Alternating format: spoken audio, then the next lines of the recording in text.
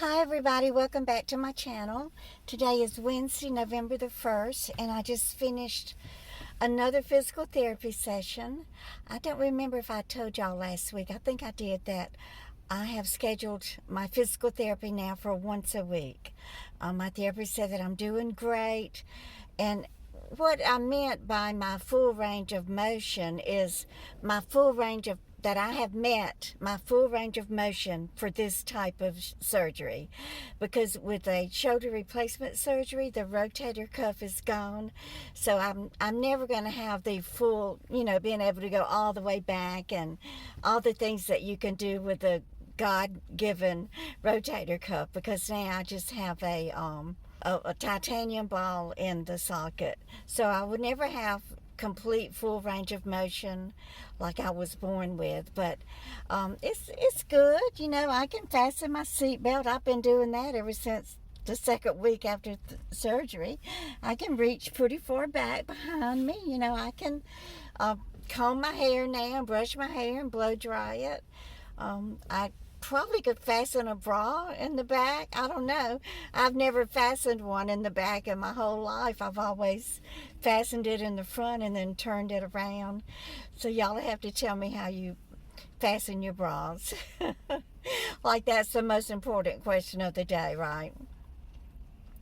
But I'm doing good. I really don't have any complaints.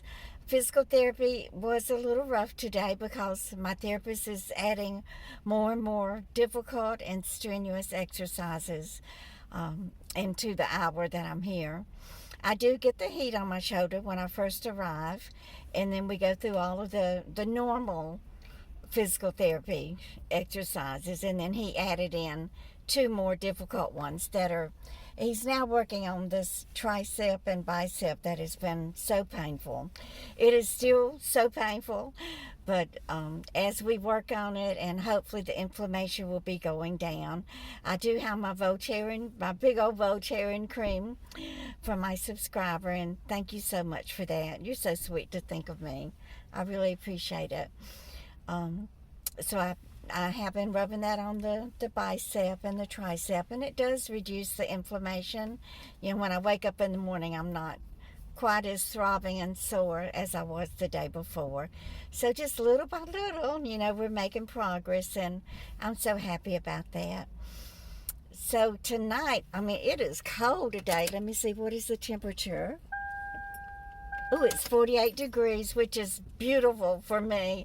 I love a nice little crispy coolness to the weather, but there was somebody leaving and making their appointment as I was leaving, and I heard him saying that he was driving on the parkway and saw sleet hitting his windshield. Now, I don't know. I think he was daydreaming or something, because I can't imagine sleet. I drove to Jill's today. She needed me to be there to get the kids off the bus, and I didn't see any sleet. I just drove back from there like 2 hours ago to make it to my PT, and the sun is shining. So I don't know if he was talking about today or what, but he did say that he heard on the news, the weather report, that we were supposed to get a freeze tonight. I don't know. Maybe this guy woke up, had a dream that he was in Alaska or something. I just can't see that it's going to freeze tonight. But if it does, I'm not going to worry about it. I don't have any plants that I have to worry about covering up or protecting from the freeze or anything like that. So I am happy. I'm doing well. I'm really just trucking along and doing the best that I can to get through these final stages of shoulder physical therapy and repair and healing. And it has just been going great. I really could not have asked for a better progress report. And my appointment is for next week with my doctor, the surgeon who did this miraculous surgery on my shoulder. So I'm looking forward to seeing him. But anyway, last night I cooked. I had taken that package of boneless, skinless chicken thighs that Will sent me, and I cleaned them and packaged two in each the Sillameal machine that I have. It's really called Joerid, Joerid, but it's the one that sucks all the air out of the plastic and seals your meat. So I have all of those sealed in my freezer. So I laid out 2 of those last night to thaw.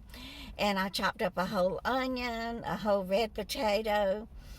What else? Oh, I put a few cloves of garlic in there and a half of one of the green peppers and 2 carrots. And so I stuck that in the oven and let it cook for about 30 minutes. And then I pulled it out and I drained a can of whole kernel corn.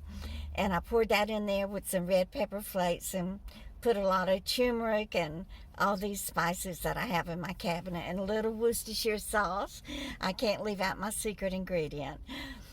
So I had that for dinner and I ate half of it. So I already have my dinner prepared for tonight. So I'm looking forward to that. I always look forward to my leftovers because after they've sat in the refrigerator for 24 hours or even longer, they absorb all of those spices and it's just a more nutritious and just a more delicious tasting dinner, and I love that. But I wanted to tell y'all something. I have a new obsession. Oh, I wish I had never gotten into this. It's another crime murder trial that's being filmed live in the courtroom in Tallahassee, Florida. And I don't know if any of y'all are following it, but you can let me know. It's the one where Dan Markle, the Florida State University professor, was gunned down and murdered by, it was his in-laws that, that hired a hitman and had him murdered. And this is a very well-to-do, a well-known family down in South Florida. It's a big dental practice called the Adelson Institute. And apparently, the wife of the professor, her name is Wendy Adelson, she's claiming to not be any part of this murder for hire conspiracy, but I think that she did know about it and that she helped to plan it. And if she is in on it, I hope that they get her too, and her mother and her father. It's just atrocious that your own family would do something like that to you. They tried to pay him off to get him to sign the papers to agree to let Wendy move back to South Florida from Tallahassee, but the professor, his name is Dan Markle. He wouldn't agree to let her take his 2 boys and move to South Florida, and I don't blame him. It's not always that you find a dad that wants to participate in their children's lives after they've gotten a divorce. I mean, a lot of men, they just want to be done with it and out of the picture and not have to deal with that ex-wife anymore. But no, he wanted to have his share of his parental rights with his boys. And Wendy and her family just wasn't going to have it. And I'm not going to tell you any more about it. If you want to watch it, I've been watching the channel called the Tallahassee Democrat. It's the newspaper, and they have the rights to broadcast it. So it's just very interesting. Anything to do with the criminal mind just fascinates me, or the human mind and how it works. It's fascinating to me. And then with me having been a legal secretary, anything to do with legal matters interests me too. So thank you for being here today. It's so good to talk with you today and to hear from you.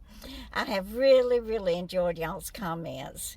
Y'all are so sweet and good to me, and I just appreciate it. So if you're new here, I would love it if you would take a minute and subscribe to my channel. About 55% of my viewers have not subscribed. So what are you waiting for? So please subscribe, and thank you so much for watching and commenting. Y'all take care, and please, y'all, just keep on coming back.